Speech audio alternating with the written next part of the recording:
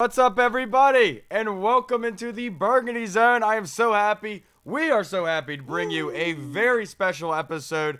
I'm Kyle. I'm Mike. Welcome to the Burgundy Zone. It is World Series week. The Nationals did the impossible. They are World Series champions. Parade Day Eve, baby. You and I have watched this team since the first day, for the first game. We watched them through the struggles. We talked about them going through the rough patches that they were going through. Now, I want to play for you guys a little bit that we had that we had talked about back in May. And this was late May, mind you. I just want to let you guys know. First sentence here. The Nationals. Ever since we recorded on Friday, Max Scherzer was up on Saturday, gave up no runs, 0 runs. They were able to win 4-1 against the White Sox, right? And then yesterday, Steven Strasburg comes out, fans 6, and only gives up 1 run. They win 5-2. Back-to-back home runs.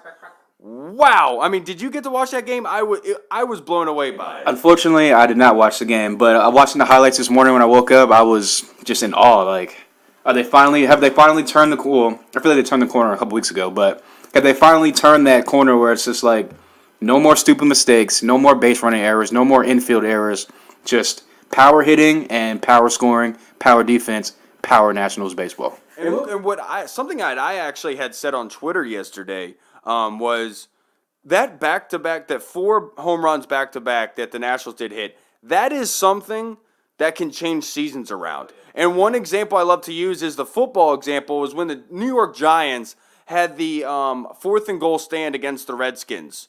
It was a regular season game. I think the Giants were like 2-4 at that time. This was 2009, 2008 when they won the Super Bowl. They had a goal line stand. Michael Strahan talked about it in America's Game. They had a goal line stand against the Redskins. They stop them, and then from there on out, they started playing really well throughout the season. I feel like this is one of those things for the Nationals. It's just big momentum building kind of plays, and hitting 4 home runs back-to-back is the kind of juice that the team needed offensively to give them some confidence. Sorry about the delay there. The computer was acting up. But, guys, that was from late May, I believe, if I'm not mistaken. From what I can read here, what was that, Mike? Can you read when that was? I can't. Oh, right here. That was from June 10th. So that was right after they had turned the corner around and when their season really started. And we haven't recorded much. Yeah. We haven't recorded much the past 2 weeks during this playoff run. So much has been going on. But we have to bring up the fact this Nationals team completely blowing the doors off of every competition they faced in elimination games. Yep. Undefeated, obviously, in all elimination games.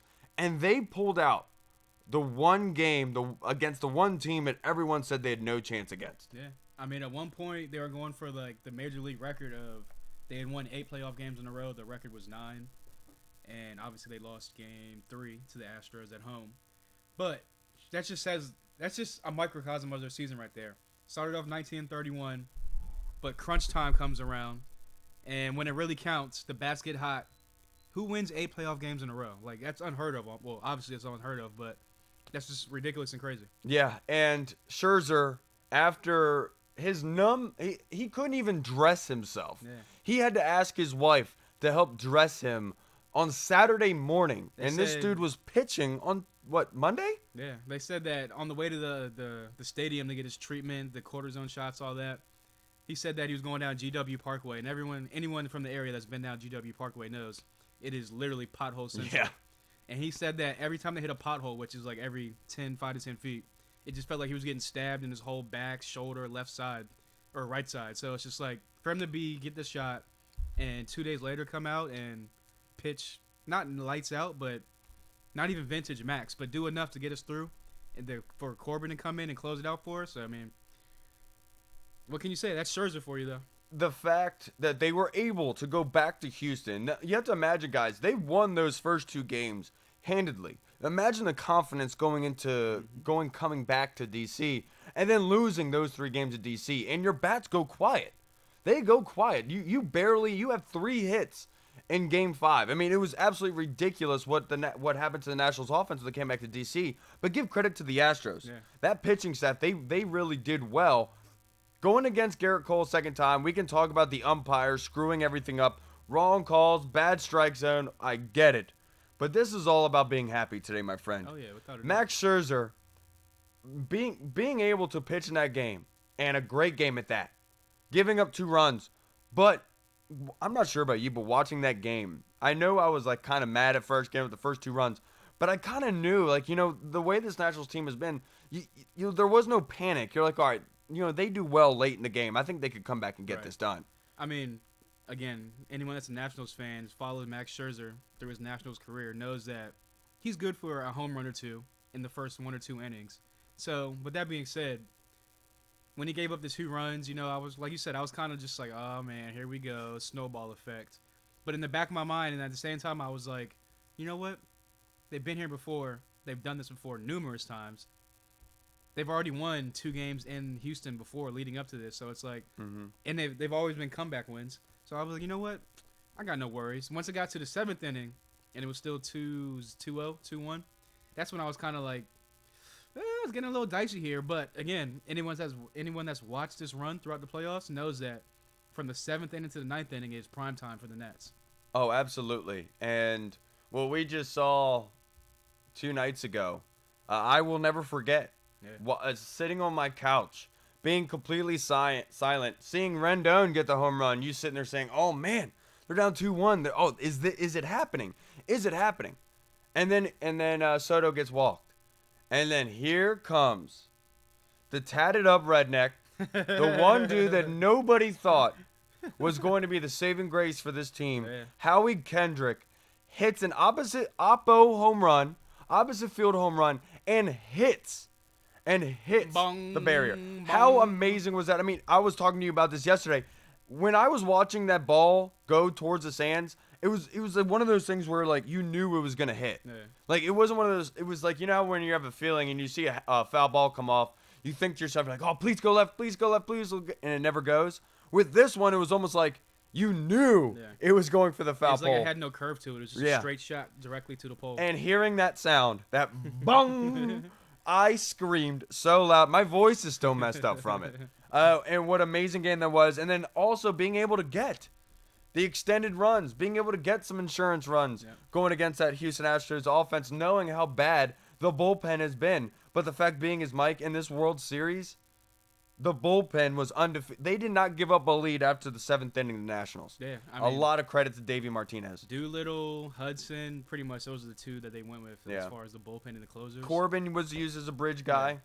But just as far as the bullpen guys go, Doolittle and Hudson, I mean, like the bullpen was getting trashed all season, like you said. I mean, they were the worst at one point they were the worst in MLB history by a long shot.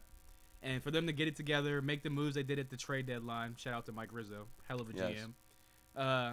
For them to make those moves and then to come together and kind of just like not be perfect, damn, they're sure not even perfect, right, but not be horrible, just somewhere in that nice medium. I mean, it's just said wonders. Yeah, and I was thinking about this the other day. Imagine like all of those small little detailed moves that Mike Rizzo did to put the Nationals in this position. Going to get Howie Kendrick, trading for Trey Turner, bringing in Parra, bringing in Rendon, bringing in Parra, bringing in Asdrubal Cabrera, who had a huge. He had like 90 RBIs coming off as not even an everyday player. 90 RBIs. 90 RBIs. I mean, the way that Mike Rizzo sculpted this team by going to get Max Scherzer, going to get Patrick Corbin, Daniel Hudson, Mike Rizzo deserves 75%. It was of funny the credit. because back when they were 1931, hate to beat a dead horse, but everyone was calling for Davey's job. Everyone was calling for Mike Rizzo's job. Everyone was saying, "Oh, we should trade off Scherzer. We should trade off Rendon. He's not coming back anyway. We need to get pieces for the future." Well, 4 months later, we're on top of the world. And I'll tell you what, right now, I have a hard-on for Juan Soto. When Bergstrom in Game 6, when he carried that bat all the way up, I thought to myself, I was like, that pisses me off. Yep. I hope the Nationals get a hit off, because at the time, the Nats weren't really hitting. This was early Game 6. The Nats hadn't hit in 3 games, really, since they got to D.C. Back in Houston, Bergstrom hits that home run. carries that bat all the way. And I was like, man, I hope the Nationals replicate that. Just get something to stick it right at him. Juan Soto not only jacks a monster home run, almost hits it out of the park. Every home run he hit this series was just been monster. Imagine jacks. being 21 years old in the World Series, down 3-2 in an elimination game for you. You hit a home run. Not only have the premise of mind to be able to hit that home run in the World Series, but to be able to remember, oh yeah, I want to carry that bat all the way up to the first base and kind of stick it to Bergstrom. That, on top of in Game 7 when they put Ozuna in the game, that's when I knew they were going to lose that series. Bad juju. Because that whole Ozuna thing happened during the World Series. They fired their assistant GM during the World Series. I give them a lot of credit for even being able to keep the boat afloat during all of that catastrophe, because I don't know how you could be able to stay above water with that going on.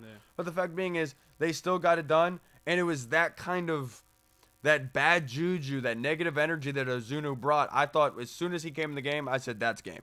I mean, look, every championship team in any sport, you're going to need a couple wrinkles and a couple slip-ups by the other team to get you there. And you can go all the way back to the Milwaukee Brewers series where they look down and out in the elimination game, and all of a sudden the right fielder has that slip-up, ball gets past him, we win the game. You can go to the Dodgers series. We had a couple slip-ups there.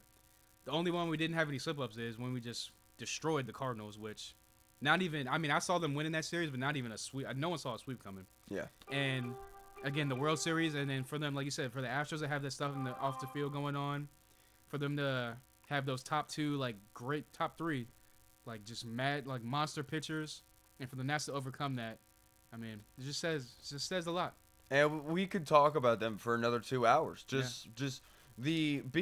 think one of the most special things about this, obviously I was very happy about the Caps. The Caps was the DC thing, Caps was DC. And I know it was the first championship, and and I know that we had called it that season, but I'm not as big of a Caps fan as I am a Nats fan, and I love that parade, I love that environment. But the fact is, I remember watching that first game this season. I remember the 2012 feeling when I was watching that game from center field with Freddie Santos as Drew Storen threw that game away.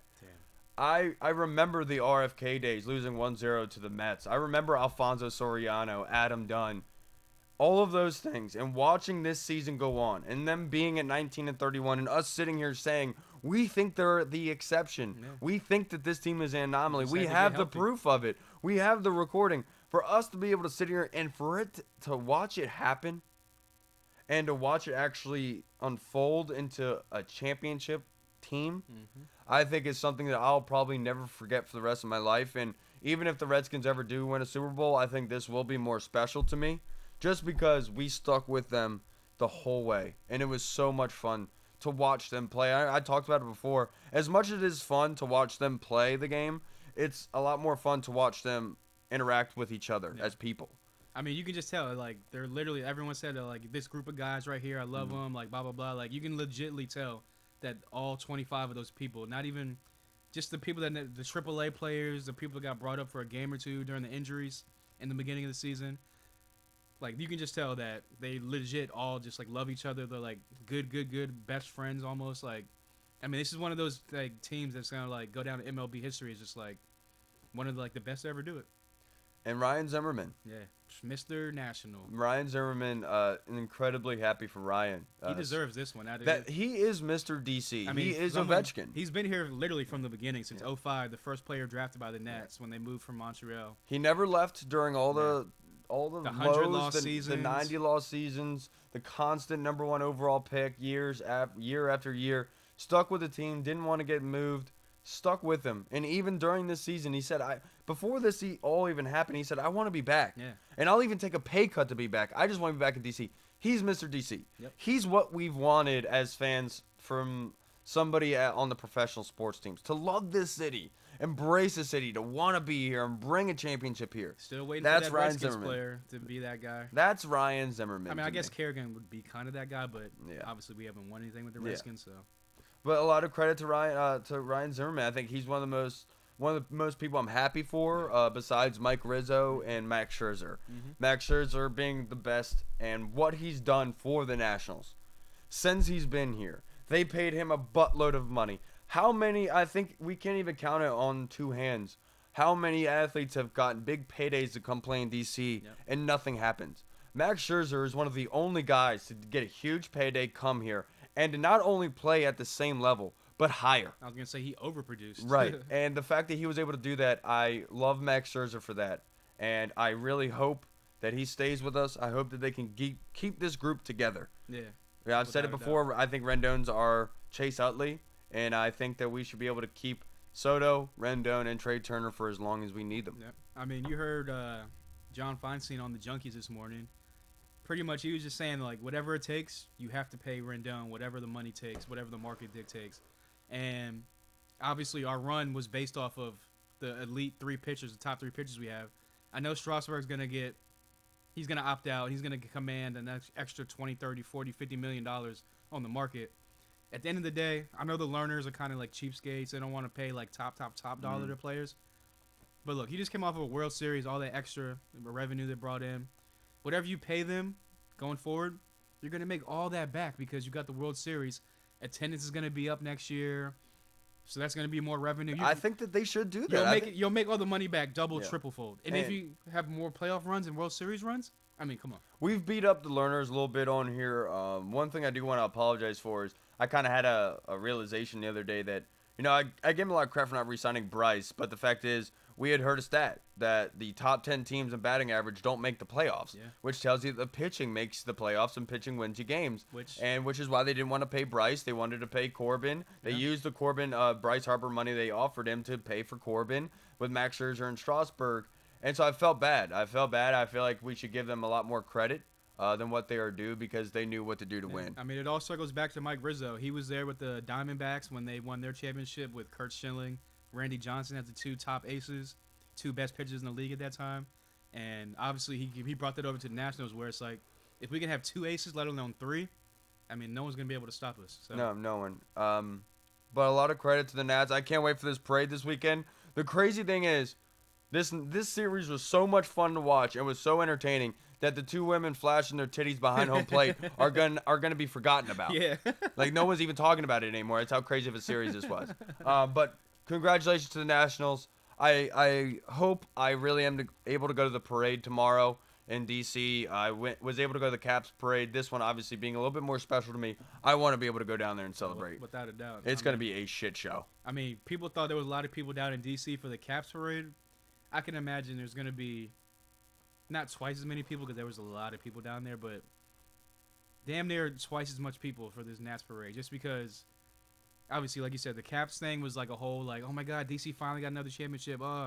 But I just feel like baseball and the Nats has been like a little smidge bigger around the area than the Capitals and hockey. So it's weird like that. Like it's hockey is like a secondary sport. It's very expensive to play. Yeah. Baseball is not that and expensive plus, to play. At the end of the day, almost everyone as a little kid grows up playing baseball. Not a lot of people grow up playing hockey all the time. So it's just baseball's a lot more dear to a lot of people's hearts. And for them to bring a World Series here for the first time, what is it, in like 70-something years? Yeah. Like, I'll tell you be a shit show. I'll tell you what right now though. I'm gonna bring this to a negative front. The fact that we brought an impeach Trump banner to a World Series game, we deserve to be slapped as a fan base. If you guys want to know why nobody in the United States respects DC as a sports town, it's because you cucks brought an impeach Trump banner to a World Series game. It's about the World Series. Screw politics. And to the cuck fan that talked about Trump after we won the World Series. Hey, that shit was funny. It was funny. But good God, that's why nobody respects us. Because at all the time we're supposed to be happy about sports, we got to bring negativity and politics into it. No! Can we just enjoy this? God, Nats fans, you piss me off. Congratulations, everybody. Enjoy yourselves. Let's drink. Let's have a great time. Bud Lights for everybody. Let's celebrate. Now, let's depress this thing down a little bit. We got too much happiness going on here to be existing in the DMV. We got to level it out. Trent Williams returned to the Redskins yesterday, and he had a lot to say. He had made up for all of the silent talk that he for all the times he's been silent this offseason.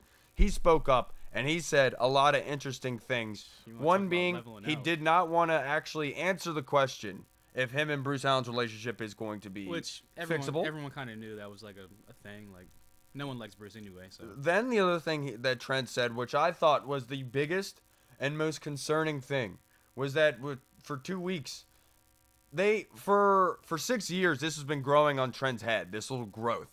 They told him It's not that big of a deal. We'll monitor it, whatever have you. It continues to grow. It doesn't hurt him. It continues to grow and grow to the point where he's like, dude, I got to get this thing like surgically taken off my There's head. a little baby Trent on his head. Right. It's just like, it's poking out my, look, I got to get it taken off. So he goes, they pay for him. They fly him out to get it worked on. Then they find out it's cancerous. It was actually a tumor. And then the Redskins don't pay for him to fly back. Yeah. Not only that, the 2 weeks that he was there, nobody from the Redskins front office went and actually visited Trent.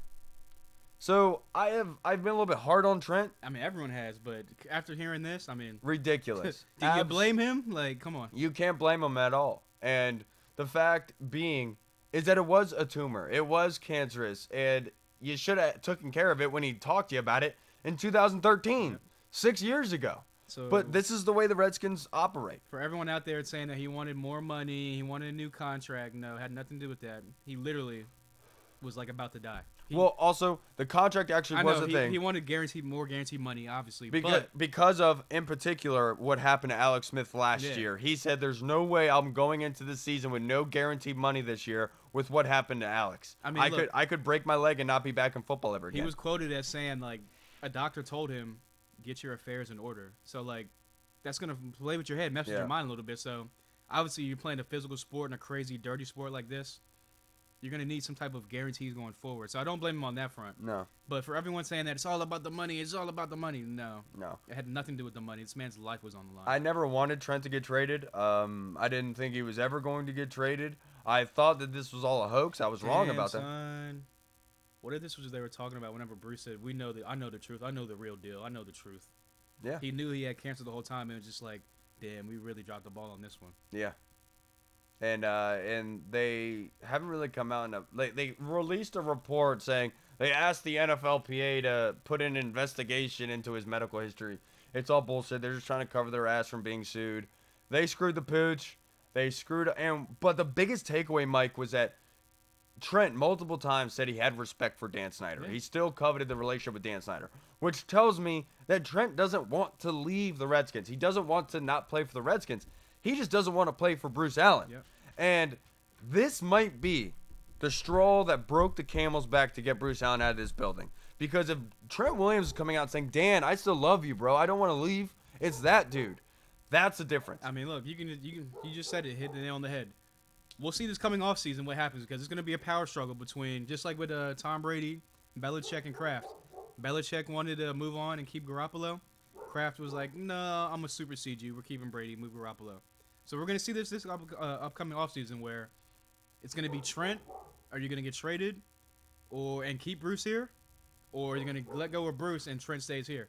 Hopefully it'll be the latter because Bruce has overstayed his welcome by so many years. And the Redskins right now are 1-7. Yeah. Not looking good. Going up against the Buffalo Bills. They're coming to FedEx this weekend. Is it in Washington? I think so. Yeah, it's in it's a home game. So the Bills have actually taken a kind of step back on defense. They got gashed a little bit last week. I think they were able to win the game, Yeah. but they got gashed a little bit. And the Redskins are going to be starting Dwayne Haskins, which doesn't look very good given the fact that the Bills' defense is actually pretty good. Their offense is subpar. They can run the ball. Their passing game has elevated just a little bit, but doesn't matter. Yeah. Doesn't matter because at the end of the day, if they don't see enough of a glaring issue to fire Bruce, there's no really of an issue for me to care about their record right now. I mean, at this point, like you said, the only thing I would I'm going to watch Redskins games regardless Obviously, yeah. because I'm a Redskins fan. I've been a Redskins fan my whole life. I'm going to continue to be a Redskins fan for the rest of my life. But if I had an option of watching some other game on TV, say like, well, that's the Sunday night game. I don't know, whatever game of the week is at 1 o'clock, 4 o'clock. I'd probably watch that. But the simple fact that Dwayne Haskins is going to be out there, I want to see what the future holds, what he actually has, because the last two fill-in spots he's had has been look pretty bad. So I want to see what a full week of practice does for him, a full week of preparation, and then how it translates to Sunday. I mean, I'm thinking that because the Bills' defense is so good that it's going to be a lot more of what we saw before, just a little bit higher volume, maybe some little flashes here and there. But yeah, for the most part, I just want to see what we have going forward with Haskins for these last 6 weeks, whatever, 6 weeks. Yep. And 7 weeks. Yeah. 7 weeks, yeah, for these last 7 weeks, and what we're gonna do with this top 5 pick going into the draft next year. And I'm also excited because everyone knows that Dwayne Haskins is going to be starting Week 11, and he's going to finish the season that way. Now that being said, the same person who's going to be starting Week 11 after that is Darius Geis. He's going to be scheduled to come back. I am really excited to see how Geis, Haskins, and McLaurin all look together. I mean, look, everyone always talks about, just like in basketball, you need a big 3 to kind of like carry your team. Obviously, basketball, you have 5 players on the court, so it's a little bit easier. But if you have a big 3, just like the Cowboys back in the day, with a good quarterback, an excellent running back, and an excellent receiver, I think that the offense could take that next step. It's just, we got to see what the running back has, because he can stay healthy, because we know he can carry the rock. It's just, can he stay healthy carrying the rock? Obviously, everyone knows McLaurin is a stud on the way to being a superstar. Yeah. I just want to see how the future holds. Yeah, the one glaring factor is that quarterback position. And if the running back can stay healthy. Yeah. Obviously, that's an issue right now with Adrian Peterson sidelined and Chris Thompson battling an injury as well. I was even like, for the future, like, you know what, we'll have Bryce Love. Like, even if Darius Geis doesn't pan out, we got Bryce Love waiting to cut. This man just needed another surgery on his surgically repaired Now, ACL. this was scheduled. It was a known thing. This is why a lot of teams said we weren't going to draft him, because we knew that there was another possible surgery down the road. But at the end of the day, that's just going forward. It's kind of like, just he already got injury history, surgery history. Another question mark. Another question mark going forward. But I have a lot of faith in Darius Geis. I've liked him since he was at LSU. I think he can be that guy. Yeah. But let's wrap this up. We wanted to give you a little quick championship-style kind of podcast. And we're going to be recording with Mike Reed, too. He wasn't up this early. But we're going to be recording with Mike. He's going down to the parade as well. Thank you so much for everyone tuning in. We're going to finish this episode by playing the rest of the conversation we had about the Nats back on June 10th. Thank you so much for tuning in, everyone. I'm Kyle. Appreciate you. I'm Mike. Redskins football. Nats baseball. Woo! Audio Jungle.